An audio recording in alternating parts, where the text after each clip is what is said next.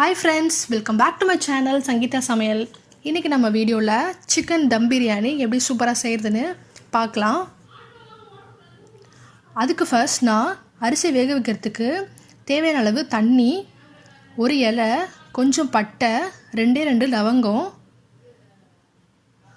கொஞ்சம் புதினா இலை நல்ல ஃப்ளேவர் கொடுக்கும் அரிசியில் இறங்கி, அதுக்காக நான் அதை போட்டு மூடி கொதிக்க வச்சுக்கிறேன். இதுக்கு நடுவில் நான் கொஞ்சமாக கொத்தமல்லி, ஒரு கையளவுக்கு புதினா சேர்த்து அரைச்சிக்கிறேன் ரஃபாக. கூடவே கொஞ்சம் தண்ணி சேர்த்து இந்த மாதிரி விழுது மாதிரி அரைச்சிக்கோங்க.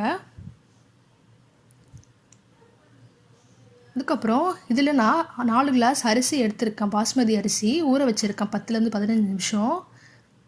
இப்போ நான் தண்ணி கொதிக்கிறதுல அரிசியை போட போகிறேன், ஊற வச்ச அரிசியை.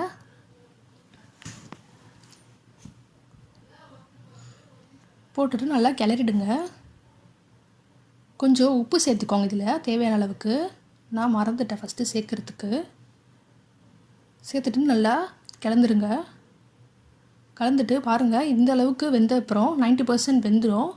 ஆஃப் பண்ணி நல்லா வடிச்சுக்கோங்க அரிசியை. அதுக்கப்புறம் நான் 3/4 கிலோ சிக்கன் எடுத்திருக்கேன். வாஷ் பண்ணிவிட்டு ஒரு 1/2 ஸ்பூன் மஞ்சள்தூள், 2 ஸ்பூன் மிளகாய்த்தூள், வெறும் மிளகாய்த்தூள் சேர்த்துருக்கேன். அதுக்கப்புறம் 1 ஸ்பூன் இஞ்சி பூண்டு விழுது சேர்த்துக்கோங்க. அப்புறம் சிக்கனுக்கு தேவையான அளவு உப்பு சேர்த்துக்கோங்க. அப்புறம் 3 ஸ்பூன் தயிர் சேர்த்துக்கோங்க. தயிர் சேர்த்தா சாஃப்டாக இருக்கும், அதுக்காக தயிர் சேர்த்துக்கலாம். அதுக்கப்புறம் இதை நல்லா ஒரு 1/2 மணி நேரம் ஊற வச்சுக்கோங்க. இந்த மீன் வாயில் நான் 10 வெங்காயம், 2 பச்சை மிளகாய், கொத்தமல்லி, 10 வெங்காயம் இந்த மாதிரி நீட்டாக அரிஞ்சு வச்சுக்கோங்க. கொஞ்சம் புதினா இலை, அதுக்கப்புறம் 7லேருந்து 8 தக்காளி இந்த மாதிரி அரிஞ்சு வச்சுருக்கேன். தாளிக்கிறதுக்கு கொஞ்சம் முந்திரி, 2 ஏலக்காய், 2 லவங்கம், கொஞ்சம் பட்டை, ஒரு பிரியாணி இலை, ஒரு லாங் பெப்பர், ஒரு ஸ்டார், அப்புறம் கொஞ்சம் கல்பாசி எடுத்துருக்கேன். இப்போ தாளிச்சிடலாம். இப்போது பாத்திரத்தை காய வச்சுட்டு அதில் 1 ஸ்பூன் நெய் ஊற்றுறேன். ஊற்றிட்டு தேவையான அளவு எண்ணெய் ஊற்றிக்கோங்க.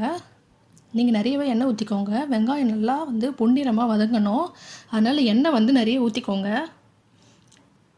இப்போது எண்ணெய் காஞ்சதும் அந்த ஸ்பைசஸ் எல்லாத்தையும் போட்டுக்கலாம். முந்திரி, பட்டை, லவங்கம் எல்லாத்தையும் சேர்த்துக்கோங்க. சேர்த்துட்டு 1 நிமிஷம் வதக்குங்க. வதக்கிட்டு அதில் 2 பச்சை மிளகாயை சேர்த்துக்கோங்க, கீறி வச்ச பச்சை மிளகாய் சேர்த்துட்டு நான் வெங்காயத்தை சேர்க்குறேன். இதில் சேர்த்துட்டு நல்லா வதக்குங்க. மூடி வச்சு நல்லா வேக வைங்க. தேவைன்னா இதில் உப்பு சேர்த்துக்கோங்க. பாருங்கள், வெங்காயம் நல்லா வதங்கிடுச்சு. இந்த மாதிரி வெங்காயம் வதங்கி இருக்கணும்.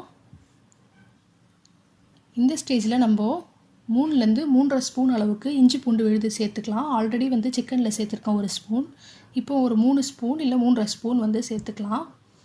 சேர்த்துட்டு இது நல்லா பச்சை வாசனை போகிற வரைக்கும் வதங்கணும். அதுக்கு முன்னாடி நீங்கள் எதையும் சேர்க்கக்கூடாது, பச்சை வாசனை போகிற வரைக்கும் வதங்கணும். இப்போது பச்சை வாசனை போன அப்புறம் தக்காளியை சேர்த்துக்கலாம். தக்காளி நல்லா வதங்கணும். அதே மாதிரி மூடி வேக வச்சுக்கோங்க தக்காளியை.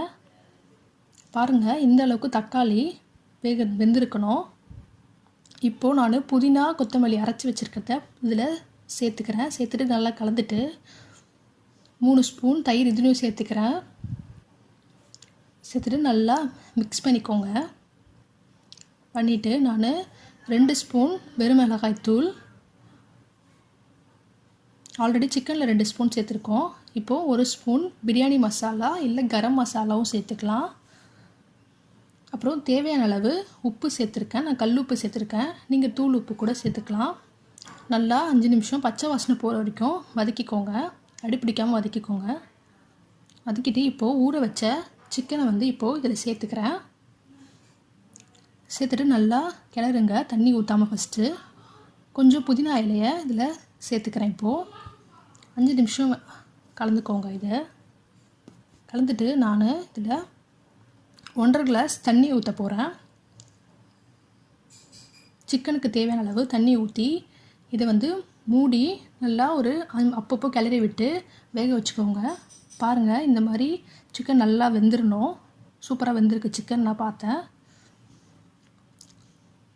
சிக்கன் வந்ததும் ஒரு அரை லெமனை வந்து பிழிஞ்சு விட்டுக்கோங்க. விழுந்துட்டு மிக்ஸ் பண்ணிக்கோங்க. இப்போது வடித்து வச்சுருக்க பாஸ்மதி அரிசியை இதில் நான் சேர்த்துக்கிறேன். வேறு பாத்திரத்தில் எப்பயும் உடனே வடித்த அப்புறம் மாற்றிக்கோங்க. தண்ணி வடிஞ்ச அப்புறம் போட்டுட்டு ஈவனாக ஸ்ப்ரெட் பண்ணிவிட்டு கொஞ்சம் புதினா கொத்தமல்லியை இதில் சேர்த்துருக்கேன்.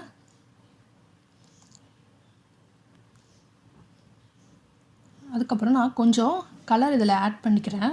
இது வந்து ஆப்ஷனல் தான்.